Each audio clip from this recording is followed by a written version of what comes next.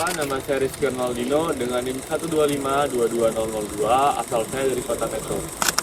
Perkenalkan, nama saya Zaidan Fadila Ramadan dengan NIM 125220192 asal dari Tangerang Selatan. Halo semuanya, kenalin nama aku Rania Khairunisa dengan NIM 125220007. Aku berasal dari daerah yang terkenal dingin loh, kalian tahu nggak sih? Ya, bener banget, dari Lampung Barat. Halo semuanya, perkenalkan nama saya Lapini Siluka dengan NIM 1252220202 dan asal saya dari Papua Pegunungan, asal Kabupaten juga.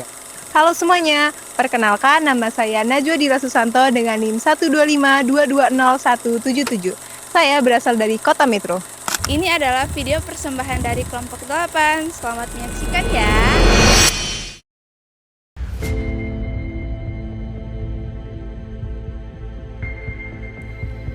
Pembangunan tidak pernah berjalan tanpa arah. Di balik setiap kota yang tertata dan setiap wilayah yang berkembang, selalu ada proses perencanaan yang matang.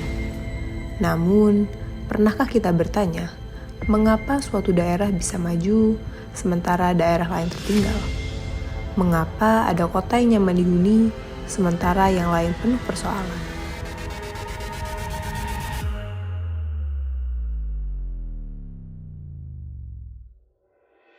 Jawabannya terletak pada bagaimana kita membaca ruang, memahami kebutuhan masyarakat, dan merancang masa depan secara sistematis. Pada video ini, kami akan mengajak Anda melihat lebih dalam tentang dasar-dasar perencanaan wilayah dan kota.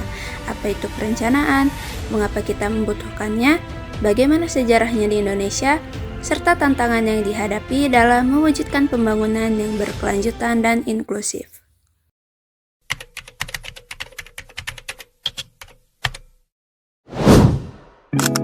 Perencanaan adalah proses untuk menentukan tujuan serta cara untuk menggapai tujuan tersebut secara sistematis, biasanya dalam bentuk berbagai keputusan, kebijakan, serta alur tindakan terstruktur. Proses perencanaan wilayah dan kota meliputi yang pertama, evaluasi kondisi sebelumnya, yang kedua, analisis data, yang ketiga, penetapan tujuan dan sasaran, yang keempat, pemilihan strategi dan tindakan. Kemudian yang kelima, penyusunan dan pelaksanaan rencana, dan yang keenam, evaluasi berkelanjutan.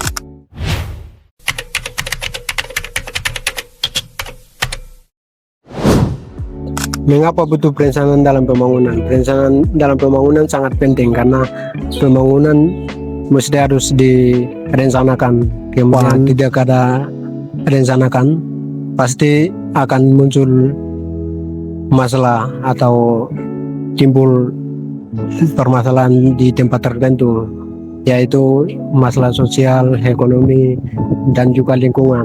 Maka dari itu harus butuh perencanaan dalam pembangunan.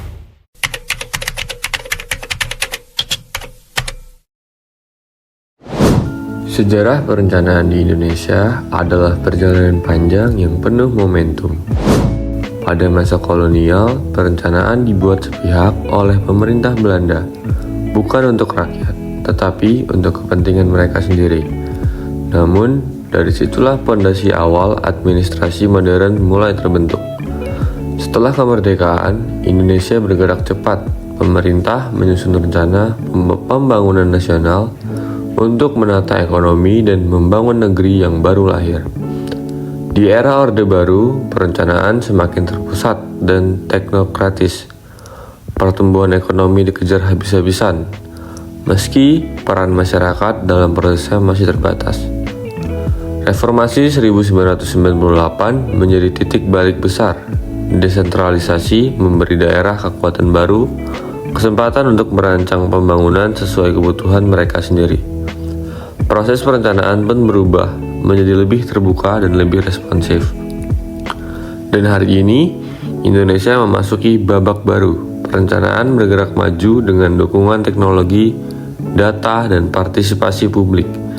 Semua diarahkan untuk satu tujuan, menciptakan pembangunan yang lebih merata, lebih berkelanjutan, dan lebih memberikan dampak bagi seluruh rakyat.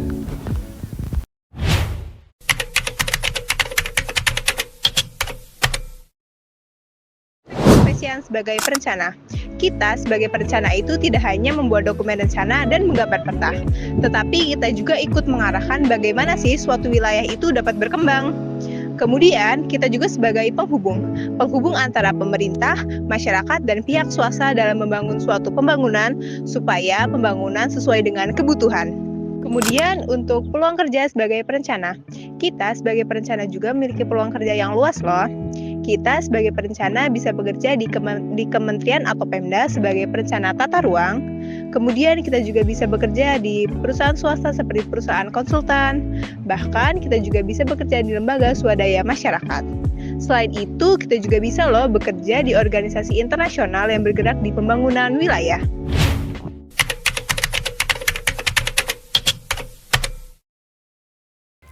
Perbedaan ruang lingkup wilayah dan kota. Wilayah atau region mencakup ruang yang lebih luas, bisa meliputi beberapa kota atau kabupaten. Sedangkan kota lebih spesifik pada kawasan urban dan tata ruang perkotaan. Ruang lingkup perencanaan wilayah membahas pengembangan lintas batas administrasi dan makro, sementara ruang lingkup perencanaan kota lebih banyak pada manajemen kawasan urban, fasilitas kota, dan tata guna lahan.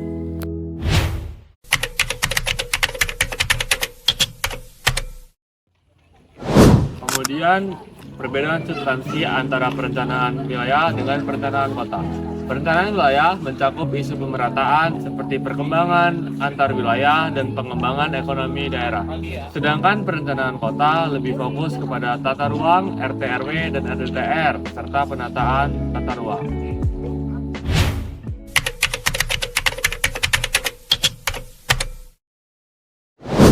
Kami sebagai perencana juga membahas dan menganalisis isu-isu berkaitan dengan lingkungan, ekonomi, sosial, maupun budaya.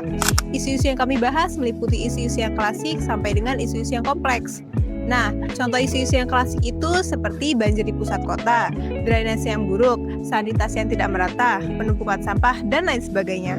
Kemudian untuk isu-isu yang kompleks atau isu-isu yang cakupannya lebih luas itu ada di urbanisasi yang tinggi, kemudian ada juga ketimpangan pembangunan antara wilayah kota, desa maupun wilayah pinggiran.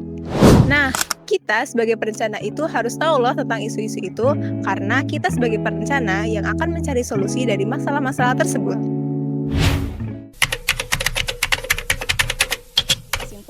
Jadi, kesimpulan dari dasar-dasar perencanaan wilayah dan kota adalah pentingnya pemahaman holistik lintas disiplin dan kemampuan kritis dalam menghadapi tantangan tata ruang di Indonesia.